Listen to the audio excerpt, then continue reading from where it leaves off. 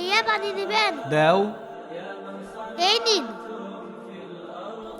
এই নাও টাকা। ভাইয়া আর এক বোতল পানি দেন। এই এক বোতল পানি তো আমার প্রয়োজন ছিল না, তোমার যদি টাকার খুবই প্রয়োজন হয় তুমি ওই টাকাগুলো রেখে দাও। না না ভাইয়া, আমি নিজে পরিশ্রম করে খেতে চাই। ঠিক আছে, আর এক বোতল পানি দাও।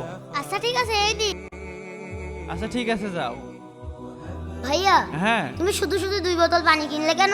ওই মেয়েটার হয়তো বা টাকার প্রয়োজন ছিল, তাই রাস্তায় রাস্তায় পানি বিক্রি করে বেড়াচ্ছে। ও তো তোমাকে বোকা বানিয়ে চলে গেল। কি বলছিস? চল তো। আমি রাজা খাই খাবার। ভাইয়া ভাইয়া আপু তুমি চলে আইসো, আমার জন্য কিনে আইসো। এই দাঁড়া দাঁড়া। ভাইয়া আমি তোমার জন্য বিস্কুট নিয়ে এসেছি। আরে বিস্কুট তুমি খাইছো? হ্যাঁ ভাইয়া আমি খেয়েছি। মজা করে খাবো। এই না তোদের পানি, এই ডেট এক্সপায়ার হয়েছে পানি আর কোনো জায়গায় বিক্রি করবি না।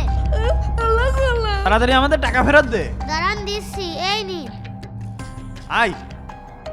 কি ব্যাপার বুঝলাম না, পানিগুলো তো ভালোই, তাহলে পানিগুলো ফেরত দিল কেন? আরে ব্যাগের ভিতর মনে হচ্ছে কিছু একটা রয়েছে।